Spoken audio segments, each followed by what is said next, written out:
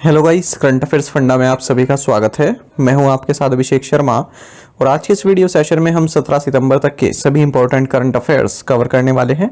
हमेशा की तरह आप इस वीडियो को अंत तक जरूर देखिएगा। आज भी आपको काफ़ी कुछ जानने को मिलेगा। हमेशा की तरह सेशन की शुरुआत क्वेश्चन ऑफ द डे से करते हैं। पूछ रहे हैं कि केंद्रीय ग्रामीण विकास मंत्री कौन है? Who is the union rural development minister? Option है आपके सामने रमन सिंह, अनुराग ठाकुर, विष्णुदेव साय या फिर शिवराज सिंह चौहान। तो जल्दी से आप आंसर कर दीजिए, फिर हम आगे बढ़ते हैं। और इसी तरह के क्वेश्चन यदि आप प्रैक्टिस करना चाहते हैं तो हमें टेलीग्राम पर जरूर ज्वाइन करें। करंट अफेयर्स फंडा नाम से हमारा टेलीग्राम चैनल है।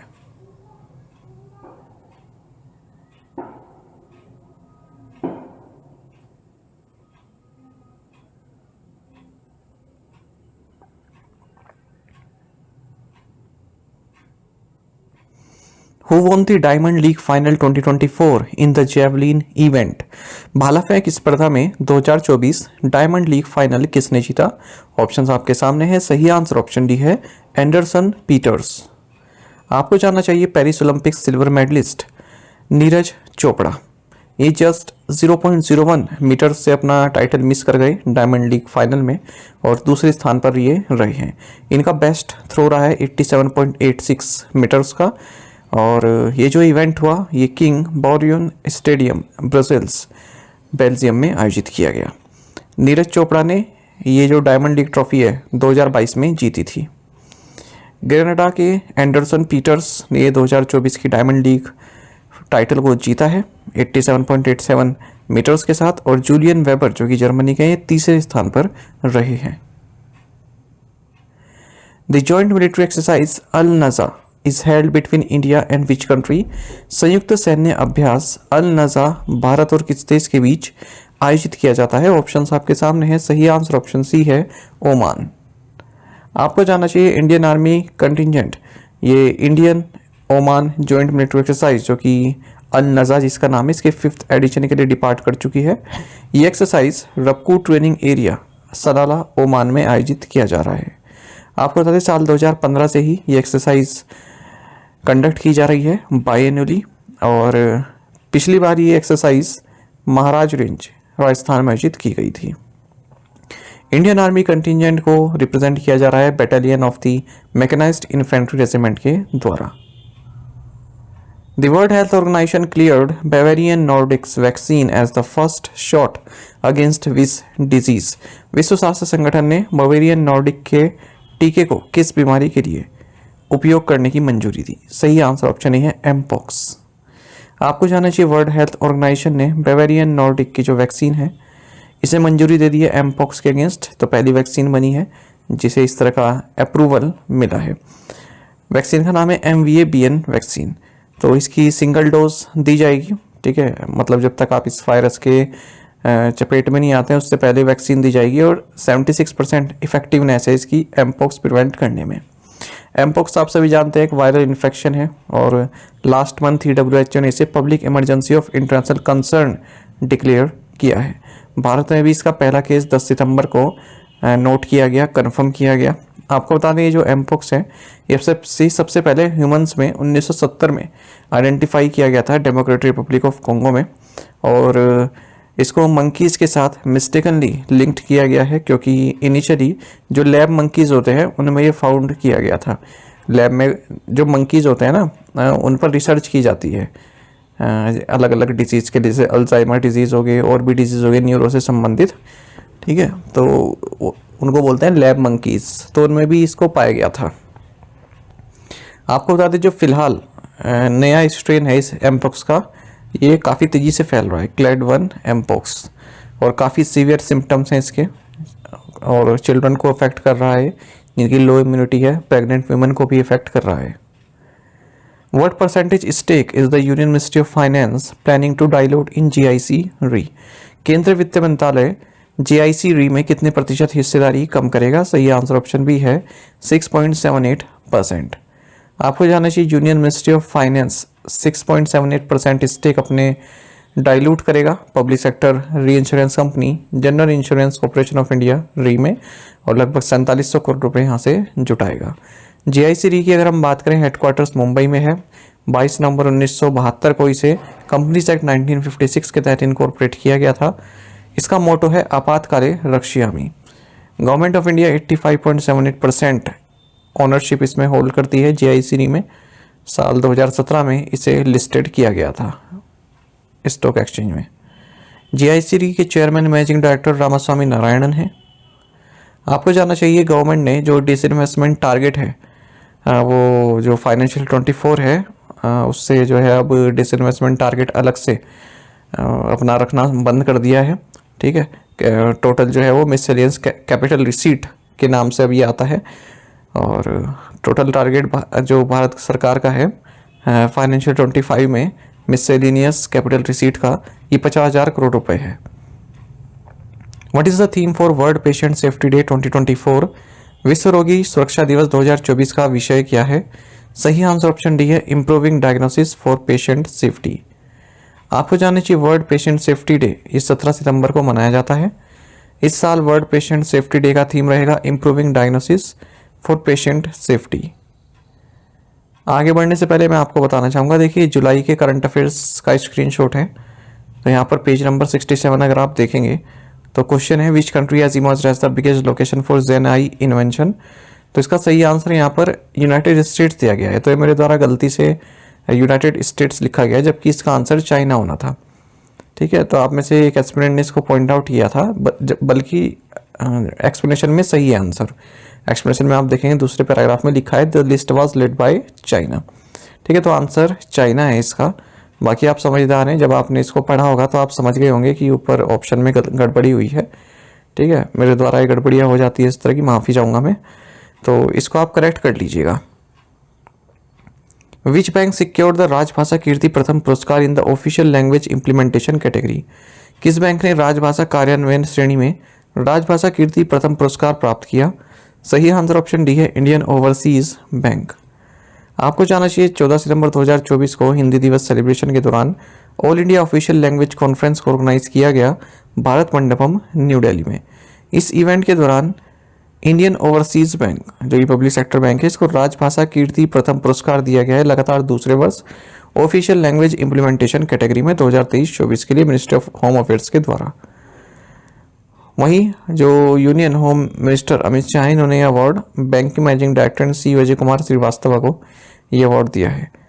अच्छा, राजभाषा कीर्ति पुरस्कार अमित शाह द्वारा secretary administrative reforms and public grievances V Srinivas ji को भी दिया गया है। हु लॉन्च द रंगीन मछली मोबाइल ऐप? रंगीन मछली मोबाइल ऐप किसने लॉन्च किया? सही आंसर ऑप्शन भी है, राजीव रंजन सिंह। आपको जानना चाहिए union minister for fisheries animal husbandry and dairying Rajiv Ranjan Singh या फिर जिन्हें ललन सिंह भी कहते हैं, इन्होंने रंगीन मछली मोबाइल ऐप लॉन्च किया है ICAR central institute of fresh water aquaculture Bhubaneswar में। तो ये जो ऐप है इसको डेवलप भी इस इंस्टीट्यूट द्वारा किया गया है ICAR CIFA के द्वारा। और आपको बता दें जो भी ऑर्नामेंटल फिशरीज सेक्टर है उनकी जो भी नीड्स हैं उनको यहाँ पर पूरा किया जाता है। ऑर्नामेंटल फिशरीज मतलब जो ये सजावटी मछलियाँ होती है ना, रंगीन मछलियाँ होती है, जैसे किसी की हॉबी है ना, तो वो यहाँ पर उसको कई सारी जानकारी मिल सकती है। एक्वेरियम शॉप ओनर्स को जानकारी मिल सकती है, फिश फार्मर्स को जानकारी इस ऐप पर मिल सकती है। What is the name of the new security feature introduced by Airtel payments bank? Airtel payments bank द्वारा शुरू की गई नई सुरक्षा सुविधा का नाम क्या है?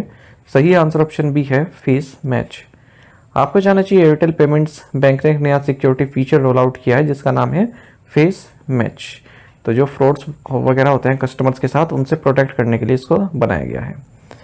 तो ये जो फेस मैच है इसके कई फीचर्स हैं, जैसे कई तरह के फैक्टर्स को एनालाइज करता है, इंक्लूडिंग जो कस्टमर है उसका बिहेवियर क्या है, ट्रांजैक्शन पैटर्न्स क्या है, लोकेशन डेटा क्या है, ठीक है, उस और डिवाइस लोकेशन को वेरीफाई करता है इस बेसिस पर। और यदि वो पाता है कि जो कस्टमर का बिहेवियर है वो इनकंसिस्टेंट है जैसा वो पहले यूज़ करता था, इसका मतलब उसे लगेगा कि कुछ फ्रॉड चल रहा है और वो उस कस्टमर को कहेगा कि अपनी सेल्फी जो है आप सेल्फी लो और उसके द्वारा वेरीफाई करो आप।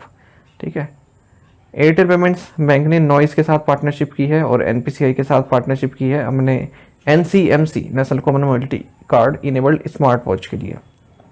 एयरटेल पेमेंट्स बैंक की बात करें हेडक्वार्टर्स न्यू दिल्ली में है। 11 अप्रैल 2016 को ये फर्स्ट कंपनी बनी जिसे पेमेंट्स बैंक लाइसेंस प्राप्त हुआ रिजर्व बैंक ऑफ इंडिया से section 22(1) of banking act banking regulation act 1949 के तहत, और इस बैंक के एमडी एंड सीईओ अनुब्रता विश्वास हैं। What is the amount of the monetary penalty imposed on BNP परिवास by RBI? RBI द्वारा बीएनपी परिवास पर कितना मौद्रिक जुर्माना लगाया गया है? सही आंसर ऑप्शन बी है 31,80,000 रुपए। देखिए, रिजर्व बैंक ऑफ इंडिया ने 31,80,000 रुपए की मॉनेटरी पेनल्टी लगाई है बीएनपी परिवास पर, क्योंकि इन्होंने इंटरेस्ट रेट ऑन एडवांसेस से संबंधित जो आरबीआई के डायरेक्शंस हैं उनका अनुपालन नहीं किया। आरबीआई ने 10,40,000 रुपए की मॉनेटरी पेनल्टी लगाई है Hewlett Packard financial services private limited पर। इन्होंने केवाईसी डायरेक्शन 2016 के प्रोविजंस का अनुपालन नहीं किया है। आरबीआई ने 7,90,000 रुपए की मॉनेटरी पेनल्टी लगाई है Muthoot vehicle and asset finance limited पर। वहीं आरबीआई ने 23,10,000 रुपए की मॉनेटरी पेनल्टी लगाई है SMFG India Credit Company Limited पर। Which financial company became the first to implement NPCI's e KYC Setu system? कौन सी वित्तीय कंपनी एनपीसीआई के ई-केवाईसी सेतु सिस्टम को लागू करने वाली पहली कंपनी बनी? सही आंसर ऑप्शन डी है एचडीबी फाइनेंशियल सर्विसेज। देखिए, एचडीबी फाइनेंशियल सर्विसेज ये पहली एनबीएफसी बनी है जिसने एनपीसीआई यानी कि National Payments Corporation of India का ई-केवाईसी सेतु सिस्टम को इम्प्लीमेंट किया है। ये जो ई-केवाईसी सेतु सिस्टम है इसको एनपीसीआई और unique identification authority of India के कोलैबोरेशन द्वारा डिज़ाइन किया गया है, और जो भी अकाउंट ओपनिंग प्रोसेस है और जो भी कस्टमर्स को सर्विस दी जाती है उनको सिंपलर बनाया गया है, आसान बनाया गया है। तो इसमें e-KYC Setu system facilitate seamless electronic verification of customers identities by integrating with various government database. तो गवर्नमेंट डेटाबेस के अकॉर्डिंग जो कस्टमर की आइडेंटिटी है उसका वेरीफाई किया जाता है, जल्दी से हो जाता है काम, और जो भी एफर्ट रिक्वायर होते हैं केवाईसी प्रोसेस के लिए वो यहाँ पर काफ़ी क्विक कर दिए जाते हैं ई-केवाईसी सिस्टम के द्वारा। What is the focus of special campaign 4.0? विशेष अभियान 4.0 किस पर केंद्रित है? सही आंसर ऑप्शन डी है स्वच्छता एंड रिड्यूसिंग पेंडेंसी। देखिए, union minister doctor Jitendra Singh इन्होंने एक डेडिकेटेड वेब पोर्टल लॉन्च किया है। वेब पोर्टल आप देख सकते हैं ताकि स्पेशल कैंपेन 4.0 की क्या प्रोग्रेस है उसको मॉनिटर किया जा सके स्वच्छता और रिड्यूसिंग पेंडेंसी के लिए। स्पेशल कैंपेन 4.0 2 अक्टूबर से 31 अक्टूबर 2024 तक चलने वाला है।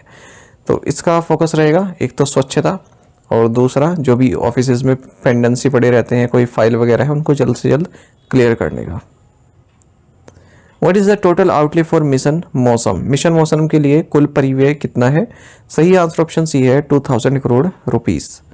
आपको जानना चाहिए यूनियन कैबिनेट ने मिशन मौसम को अप्रूव कर दिया है और 2 साल के लिए 2000 करोड़ रुपए इसके लिए आवंटित किए गए हैं। मिशन मौसम को इम्प्लीमेंट किया जा रहा है मिनिस्ट्री ऑफ अर्थ साइंसेज के द्वारा, और जो भी इंडिया का वेदर और climate related science research and service है तो उनको ट्रांसफॉर्म करने से संबंधित है ये। साथ ही जो भी इंडियन मेट्रोलॉजी डिपार्टमेंट के पास जो भी इक्विपमेंट है, जो भी इंफ्रास्ट्रक्चर है, उनको भी अपग्रेड किया जाएगा।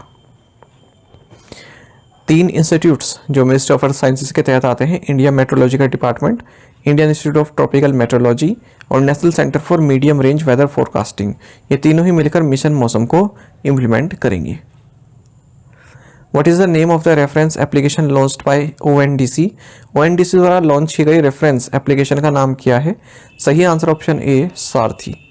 आपको जानना चाहिए open network for digital commerce ONDC ने सारथी लॉन्च किया है, जो कि एक रेफरेंस मोबाइल एप्लीकेशन है जिसके द्वारा जो बिजनेसेस हैं उनको असिस्ट किया जाता है। वो अपना खुद का कस्टमाइज्ड बायर साइड एप्स बना सकते हैं भासिनी के साथ मिलकर। As a reference tool, Sarthi supports network participant in building buyer apps with multilingual features. The app initially supports Hindi, English, Marathi, Bangla and Tamil with plans to scale up to all 22 languages provided by Bhasini. अच्छा, ये भी अपने आप में एक question है, जो भासिनी कितने लैंग्वेज को सपोर्ट करता है? 22 लैंग्वेजेस को। ओएनडीसी आप सभी जानते हैं एक private non profit section 8 company है, department for promotion of industry and limited DPIIT government of India द्वारा इसको स्टैब्लिश किया गया था ताकि भारत में ओपन ई कॉमर्स को डेवलप किया जा सके। 31 दिसंबर 2021 को इसकी शुरुआत हुई। इनिशियल इन्वेस्टमेंट इसमें क्वालिटी काउंसिल ऑफ इंडिया और प्योरिन ई टेक्नोलॉजीज लिमिटेड द्वारा की गई। Where was the tobacco cessation clinic inaugurated? तंबाकू सेसेशन क्लिनिक का उद्घाटन कहाँ किया गया? सही आंसर ऑप्शन डी है न्यू दिल्ली। आपको जाना चाहिए all India institute of medical sciences Delhi, AIIMS Delhi, इन्होंने टोबैको सेसेशन क्लिनिक की शुरुआत की है न्यू दिल्ली में। तो ये एक कोलेबरेटिव एफर्ट है national drug dependence treatment centre और department of pulmonary critical and sleep medicines, AIIMS Delhi के बीच में। तो जो भी टोबैको एडिक्शन से संबंधित है, जो भी टोबैको एडिक्शन जिनको हुआ है, ठीक है, तो यहाँ पर आकर वो अपना छुड़वा सकते हैं। Which two companies announced a collaboration to establish an maintenance, repair and overhaul MRO facility for C-130J aircraft in India? किन दो कंपनियों ने भारत में C-130J विमान के लिए रख रखाव, मरम्मत और ओवरहॉल सुविधा स्थापित करने के लिए सहयोग की घोषणा की है? सही आंसर ऑप्शन डी है Lockheed Martin and Tata advance systems. आपको जाना चाहिए US defence company Lockheed Martin और टाटा एडवांस्ड सिस्टम्स लिमिटेड यानी कि TASL, इन्होंने जो है एक maintenance, repair and overall MRO facility Bharat में स्थापित करने के संबंध में पैक्ट साइन किया है, जिसके तहत जो इंडियन एयरफोर्स की फ्लीट है 12 C-130J super Hercules transport aircraft की, साथ साथ और भी जो ग्लोबल C-130J फ्लीट्स हैं, ठीक है, तो उनकी मेंटेनेंस, रिपेयर और ओवरहॉल किया जाएगा इस फैसिलिटी में। This agreement provides a framework for collaboration on future potential business opportunities to include the establishment of the MRO and also expanding C-130J manufacturing and assembly in India to produce aircraft for the IAF medium transport aircraft program subject to US and the Indian government approvals। तो केवल आप में ये पढ़ना है, ठीक है, इतना इंपॉर्टेंट है। Which fintech startup has become the sixth startup to get unicorn status in India? कौन सा फिनटेक स्टार्टअप भारत में यूनिकॉर्न का दर्जा पाने वाला छठा स्टार्टअप बन गया है? सही आंसर ऑप्शन डी है मनीव्यू। आपको जाना चाहिए कि फिनटेक स्टार्टअप मनीव्यू ये यूनिकॉर्न बन गया है। 38.6 करोड़ रुपए इसने हाल ही में फ्रेश फंडिंग में प्राप्त किए हैं एक्सेल और नेक्सस वेंचर्स पार्टनर्स के द्वारा। अच्छा, ये भी याद रखा कीजिए, जो भी कोई यूनिकॉर्न बनता है तो किस कैपिटलिस्ट से उसने फंड हाल ही में उठाए, जैसे यहाँ पर एक्सेल और नेक्सस वेंचर पार्टनर से उठाए, ये भी आपके बैंक एग्जाम में पूछा जा सकता है। और इसी के साथ जो है इसकी वैल्यूएशन $1 बिलियन को क्रॉस कर गई है और ये यूनिकॉर्न बन गया है। तो ये 6th यूनिकॉर्न बना है इस साल। इससे पहले कृत्रिम इस साल का पहला यूनिकॉर्न बना था, फिर परफ्यूज, फिर पोर्टर, फिर रैपिडो और फिर एथर एनर्जी। कुछ टर्म्स देख लेते हैं स्टार्टअप से संबंधित जो कि आपके एग्जाम्स में पूछे जा सकते हैं। मिनीकॉर्न, मिनीकॉर्न मतलब ऐसा स्टार्टअप जिसकी वैल्यूएशन $1 मिलियन से अधिक है, ठीक है, न्यू है पर धीरे धीरे ग्रो कर रहा है। सोनिकॉर्न का मतलब क्या हुआ? जो जल्द ही यूनिकॉर्न बन सकता है, यानी कि $1 बिलियन की वैल्यूएशन उसकी जल्द ही होने वाली है, हालांकि अभी हुई नहीं है पर हो जाएगी जल्दी। यूनिकॉर्न $1 बिलियन की जिसकी वैल्यूएशन है, और ये यूनिकॉर्न टर्म किसके द्वारा दिया गया था? एलिन ली के द्वारा 2013 में। डेकाकॉर्न ऐसा स्टार्टअप जिसकी वैल्यूएशन $10 बिलियन से ज़्यादा है। हेक्टोकॉर्न जिसकी वैल्यूएशन $100 बिलियन से अधिक है। कॉकरोच क्या कहलाते हैं स्टार्टअप में? जो डिफिकल्ट इकोनॉमिक कंडीशंस को सरवाइव कर चुके हैं और स्टेडी ग्रोथ और सस्टेनेबिलिटी पर इनका फोकस रहता है। जेब्रा क्या होते हैं? जेब्रा वो होते हैं जो फाइनेंशियल सक्सेस और सोशल इम्पैक्ट पर जो है अपना ध्यान देते हैं। गैसल क्या होते हैं? ऐसे स्टार्टअप जो 2000 के बाद इस्टेब्लिश हुए हैं और आने वाले 3 सालों में यूनिकॉर्न बनने की क्षमता रखते हैं। चीता क्या होते हैं? जो 2000 के बाद इस्टेब्लिश हुए स्टार्टअप और आने वाले 5 सालों में यूनिकॉर्न बनने की क्षमता रखते हैं। सेंटोर का मतलब क्या हुआ है? ऐसे स्टार्टअप जिनकी $100 मिलियन की वैल्यूएशन पहुंच चुकी है, ठीक है, एनुअल रिकरिंग रेवेन्यू ARR जिनका पहुंच चुका है, इनको नेक्स्ट पोटेंशियल यूनिकॉर्न के तौर पर देखा जाता है। ड्रैगन का मतलब क्या हुआ? ऐसे स्टार्टअप जिन्होंने $1 बिलियन या इससे ज़्यादा एक सिंगल फंडिंग राउंड में ही रेस कर लिए हैं। टू द पॉइंट क्वेश्चंस और उनके आंसर्स देख लेते हैं। Which bank launched Vijay fixed deposits? RBL bank. Who has been named Rajasthan royals coach? Rahul Dravid. Which bank's tagline is trusted heritage smart future? CSB bank. Who inaugurated India bio energy and tech expo 2024 in new Delhi? Petroleum minister Hardeep Singh Puri. Which life insurer recently launched US$ denominated life insurance products for non-resident Indians? Tata AIA। आप में से कई students ने बिल्कुल सही answer किया है। इसी तरह से आप पार्टिसिपेट करते रहिए। चलिए टू द पॉइंट क्वेश्चन देख लेते हैं, इन्हें आपको अभी कमेंट बॉक्स में ट्राई करना है। The hero Asian champions trophy is taking place in which city? According to UNESCO, how many languages are endangered in India? Jonathan Trott is the head coach of which international cricket team?